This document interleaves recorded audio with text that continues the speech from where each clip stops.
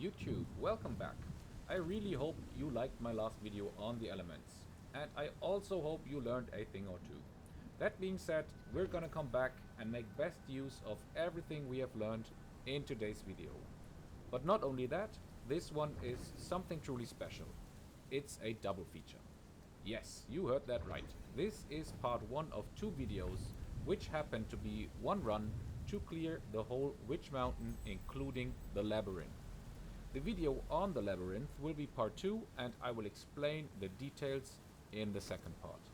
For now, let's concentrate on the next addition to the game, the Witch Mountain. As of the current patch 0.6, we don't have a boss on the map yet. That's why you don't see any indicator of a boss, for now. We could expect to find the final boss, or maybe even the witch herself, on this map once the game exits the early access. So, with our map opened, let's dive into what makes the map special. This map revolves around essence, the same essence we're already familiar with from the Wailing Tower. In order to get access to certain areas, as well as the new items in the game, you need to unlock 3 magical barriers. I marked them in green, which is the first one you will stumble upon, and it will require 10 essence to unlock. Behind it you will face a tier 3 group, and you can pray you don't face 2 warrior priests here, because they got so much space to teleport and they will give you a hard time. Inside the area you can find the new U fetish. After some jump and run, as well as some leaps of faith, you will come to the next magical barrier, the blue ones. There are actually 2 barriers, which both unlocks upon paying additional 20 essence. Behind the barrier you will find the new heavy spell Miasma, which I'm using right now in this run because I find it so absolutely OP. And last, the red barrier, which will cost you another 30 essence and will grant you Twin Shade. So in total you need to spend 60 essence to unlock all items, and I think it will take you at least 2 runs before you unlock all 3 magical barriers. My record was 37 essence in one run, so I would have not been able to unlock them all in one go. With that done, let's start the run and I'll comment the gameplay for you guys. So the first camp is already pretty hard, and during my runs it seemed that this camp was always static. You will face 2 wretches and an axeman and a maceman, as well as a handgunner and some minor enemies. I usually take out the wretches as fast as possible because I find their homing missiles so annoying. Once the camp is done, look around for more divine essence. You will happen to find some more resources as well, so pick those up too.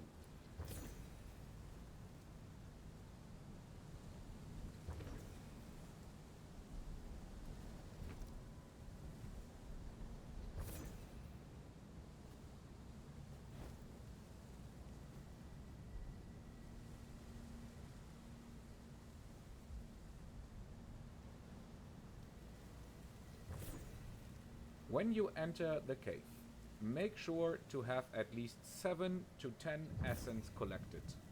Depending on the spawn of the next camp, fight from a distance or go in with full force. I chose the latter once I gave the handgunner a proper beating. With Miasma, I rushed forward and set up Miasma immediately, because it will set everybody on their decay ticks. And if you then apply some burn or additional lightning damage, you can really wreak havoc upon the enemies.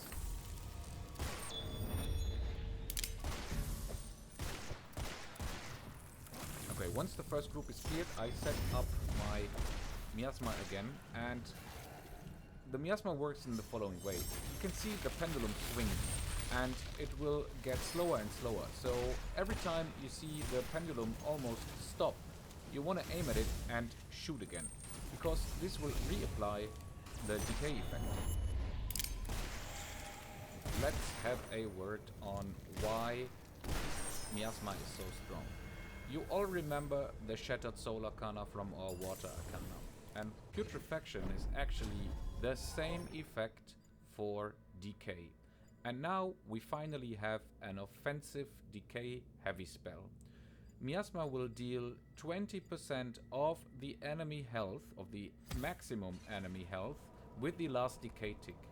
So whenever you play an AoE and you affect a lot of enemies, you will burst out enemy hit points as soon as the decay runs out, and this will shred through the enemies. So now we're making our way up to the first barrier, the green one on the map chart. And once you enter the area, you want to look around again, because you will find more divine essence, maybe here on the flat spot on the bottom, and you could possibly find a bird's nest up here with some feathers or some more stuff for you to loot, some gold, letters, or yeah, special items. So once you make your way to this big, large area over here, you can already see the first enemies have spawned. As soon as you start to attack them or kill the first enemy, the rest of the camp will spawn.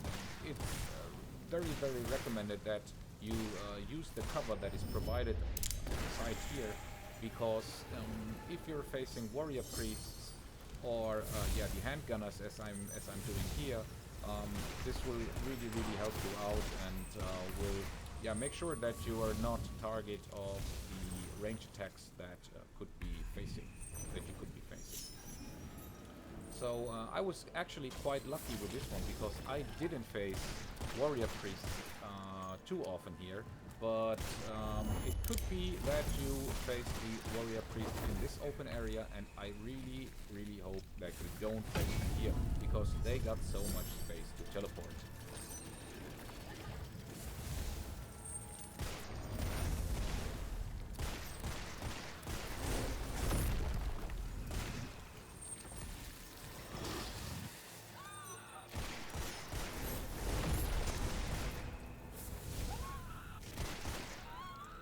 If you see yourself in danger, it's always a good idea to go back up the way that you came in, because it's a very narrow area here, and you can use that to your advantage, because yeah, you can berserk the enemies, make use of the AoE damage that you got, and it will really be helpful on this area over here.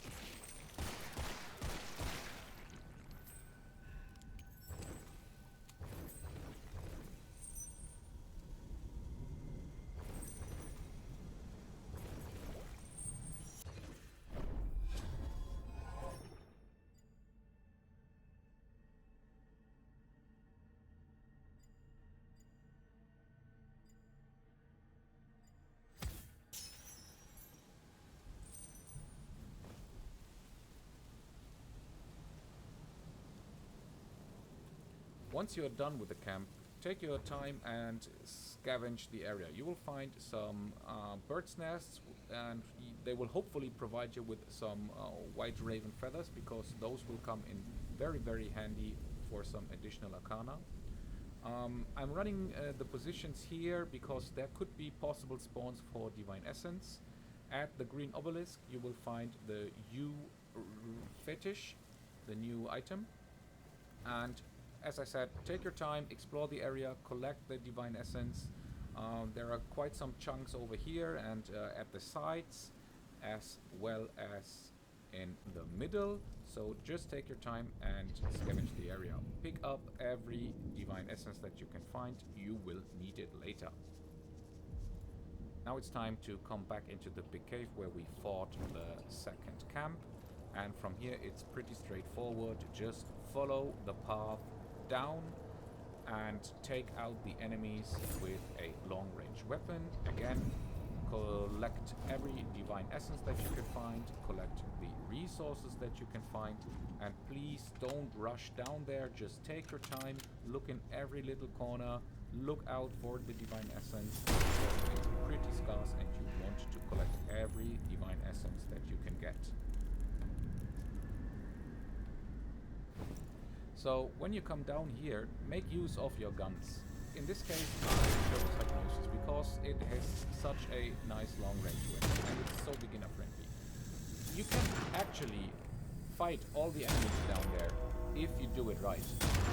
There seems to be some, magical barrier or some invisible walls that prevent you from shooting there. But if you take, for example, Hangfire, you can simply shoot the ground, don't do the same mistake as I did.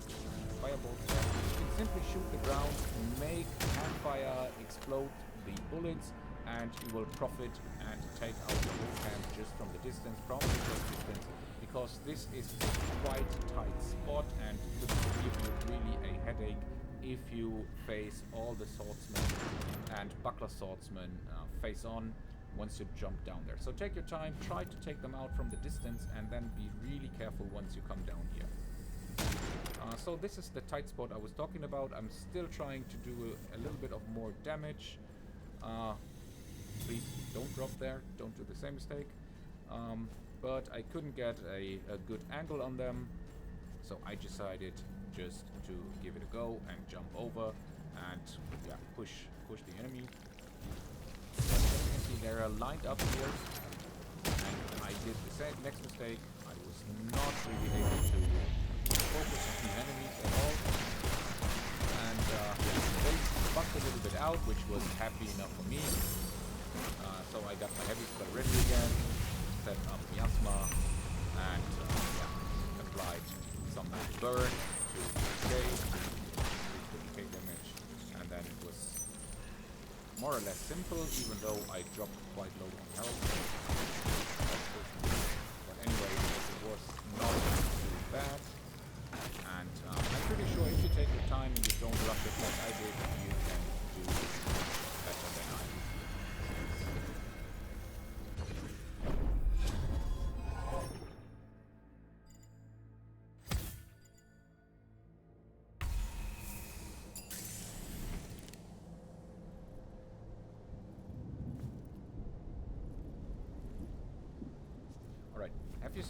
Have you seen it? That's what I'm talking about. It's quite hidden. There are so many possible positions for the Divine Essence. The spawns are always the same, but it doesn't necessarily mean that the crystal will spawn there. So once you've done the map a few times, you will remember the spawns, and just remember to look out for the possible crystals, and you will profit in the long run if you remember the positions. Okay, this one is the first leap of faith. You want to shoot the green indicator on the wall here, and you'll be able to jump over and collect some more Divine Essence from here.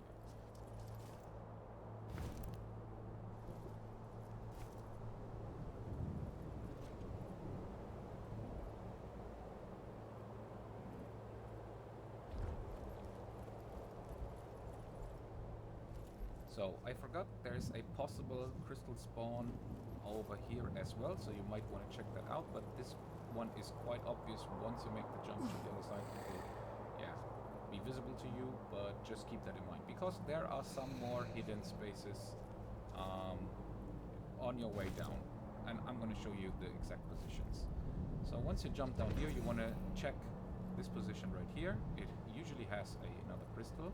If you have enemies down there, you can shoot them from the distance again from here.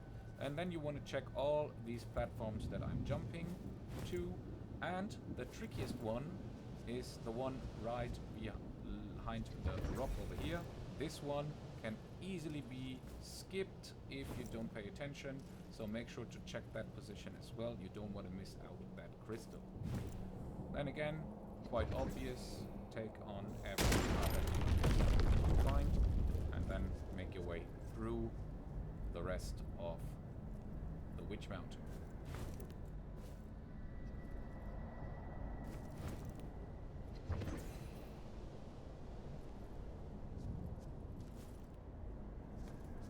Alright, so the next few enemies are quite easy to spot. Once you come to this little bridge over here, you can make use of your long-range weapons, you can make use of your spells. If you got Blight Cyst, if you got Hangfire, if you got Fireballs, whatever you bring, take out these enemies before you jump over to them, will make your life much, much easier.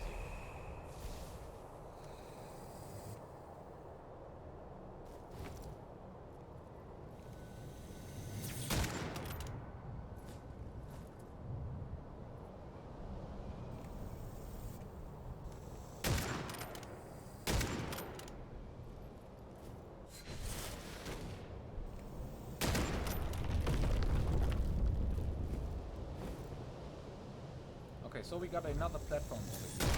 I wanted to use the platform as an angle to shoot the last marksman. And actually there's a crystal hidden up there. And in order to get to the crystal, you want to go to the ledge of the platform, shoot the whatever it's called, the button, whatever, and you will be able to grab the divine essence from the top. And it will also make your jump through the next platform much easier if you got the elevation. The next spawn is also a very hard spawn, because it can also spawn 2 warrior priests, and I had a really hard time, not in this video but in another video where I came with Freedom Empire, and if you want to take out the warrior priests, of course, as fast as possible. I got quite lucky here with the wretches and just the X-Men, swordsmen, and whatever I got. But this position, because you're quite exposed, can be hard to start warrior priests.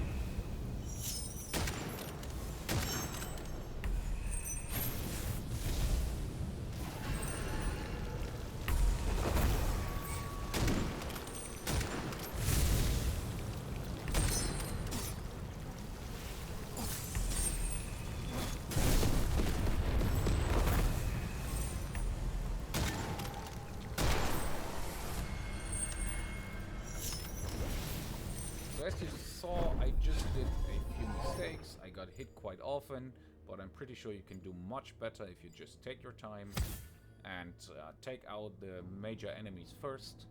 Make sure you use the cover that is provided. You can run around and kite them and make use of miasmas, decay tick damage. And yeah, this is the reason I said you want to collect some feathers, because it can really make your life easier if you chose the right Arcana. And here I decided to go with immunity spellcast, because I got 3 charges of fireball, which will give me a little bit of immunity every time I cast the fireball. Again, explore the area, collect the divine essence. Right now I'm at 32 already. Collect some bird's nests, hope for feathers and not for gold, because we don't need gold at this time anymore. I got quite lucky here with 4 more feathers, so that means another roll for Arcana and another unlock. And then you want to continue your journey downwards. From the top you already saw another bird's nest on the bottom, as well as some essence at the top. So make sure to grab those. I didn't go further up that hill yet. Maybe I will explore that in the future. You don't actually have to check behind the little tower, but make sure to collect everything on your way down. So now I'm at 8 feathers, and I'm thinking of taking a new Arcana.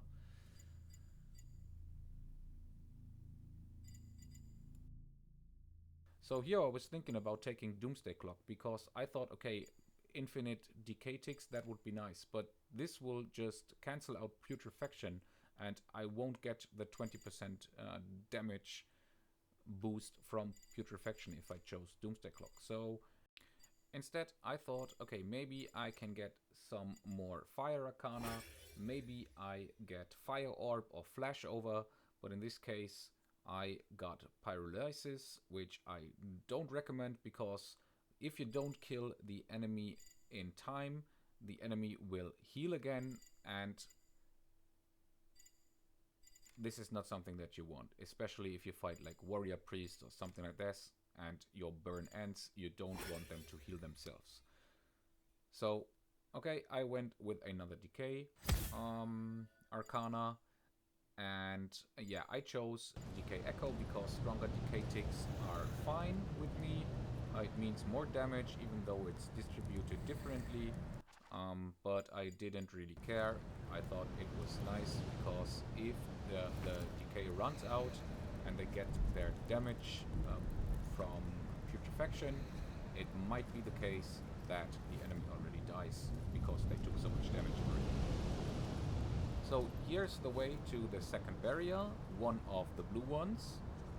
This will cost you 20 Divine Essence, but there's also the other possibility to just go into the next cave area where you will place the next camp, and from there you will have a small hole right in front of us here, and there will also be the magical barrier with 20 essence.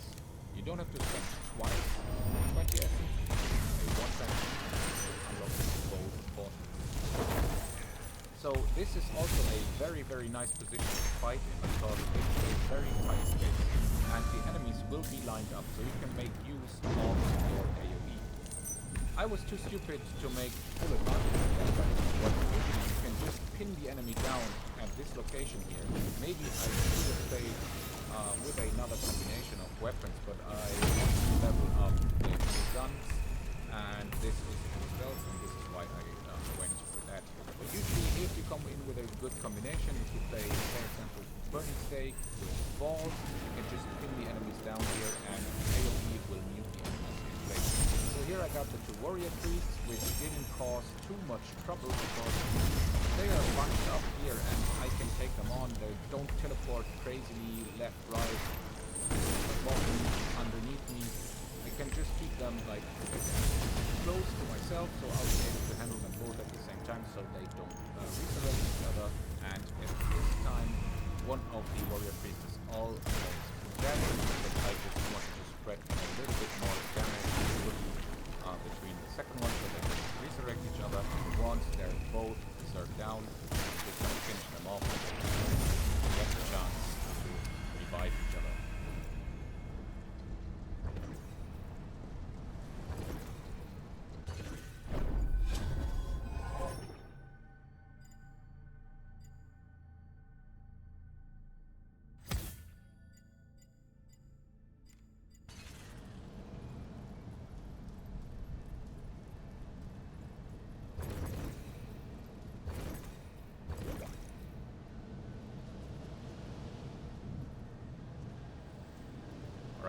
Here you can already see the exit of the map. This is the way back to your entrance portal, and the game will provide you with a portal flame in every case. So if you got one in your inventory, that's good, but using the portal flame is the only way back to the Hermatorium. And this is the little hole that holds the second blue barrier. And if you come through the hole or through the big entrance from the side, you will enter the last camp. Here is this open wide area, and yeah, this should not be too troublesome for you because you got plenty of cover to take out the enemies one by one. And once you're done with the camp over here, the game will provide you with the Miasma Heavy spell, and I found the Witch Mark of Plentitude in this area as well. This has also several spawns, and you can spawn anywhere on the map, so keep your eyes open for the Witch Mark of Plentitude. I will come back to the Witch Marks in another video. Maybe I will do a short on the Witch Marks and explain to you where to get all the Witch Marks, but this will not be the part of the video.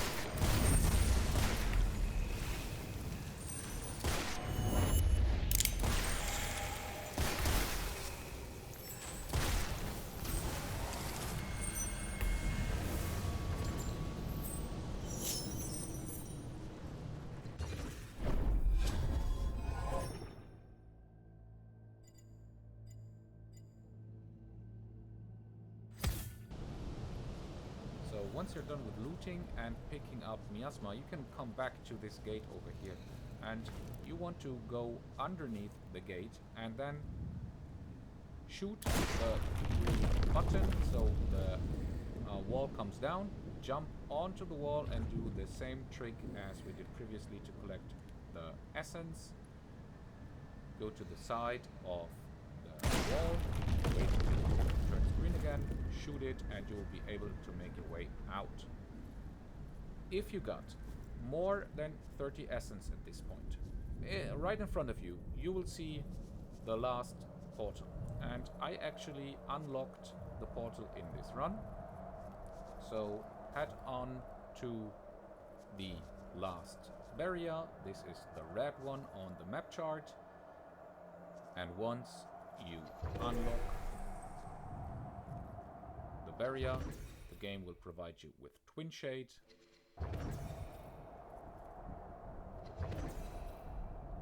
As well as a possible spawn of the Witch Mark.